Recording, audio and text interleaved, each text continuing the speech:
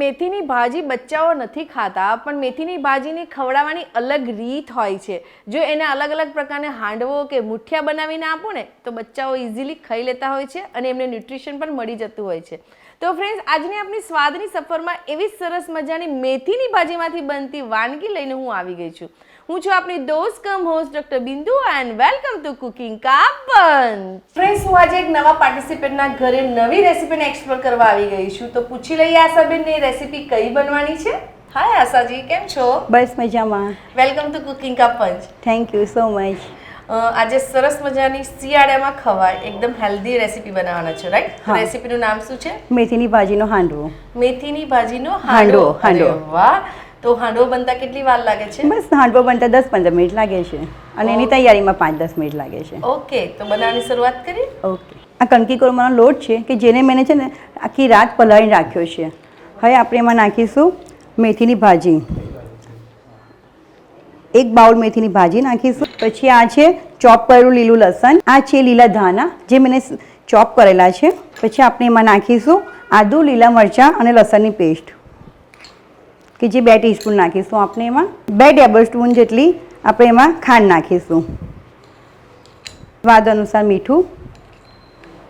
આપણે જે સૂકા મસાલા છે એમાં હળદર થોડી, 1 ચમચી જેટલું ધાણા જીરું પાવડર. હવે આ બધી વસ્તુને આપણે મિક્સ કરી દઈશું.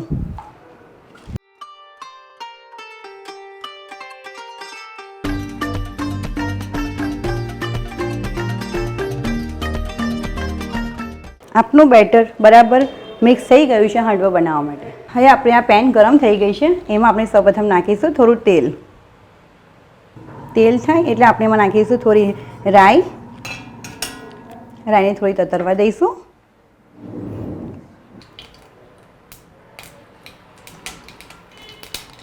રાઈ થઈ જાય ત્યાં પછી આપણે એમાં નાખીશું થોડા તલ, લીલો લીમડો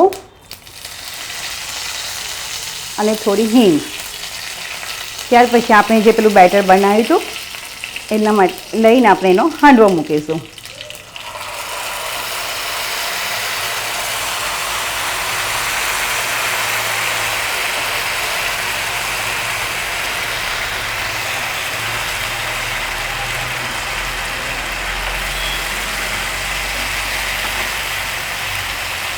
અહીં હાંડવાને સરસ કૂક થવા માટે આપણે એને ઢાંકી દઈશું. બસ હવે આપણો આ મેથીનો હાંડવો રેડી થઈ ગયો છે, તો આપણે એને હવે કાઢી લઈશું.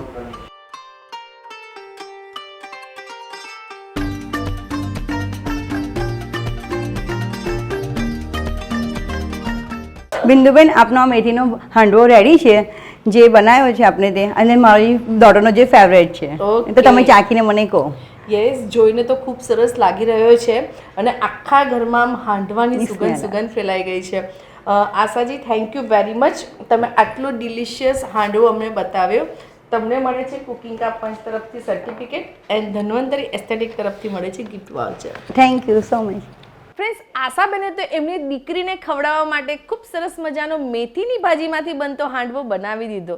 જો તમને પણ આવી જ વાનગી બનાવતા આવડતી હોય તો સંપર્ક કરો અમને આ નંબર ઉપર. ફરીથી મળીશું, ત્યાં સુધી આવજો. ઈટ હેલ્ધી, સ્ટે હેલ્ધી.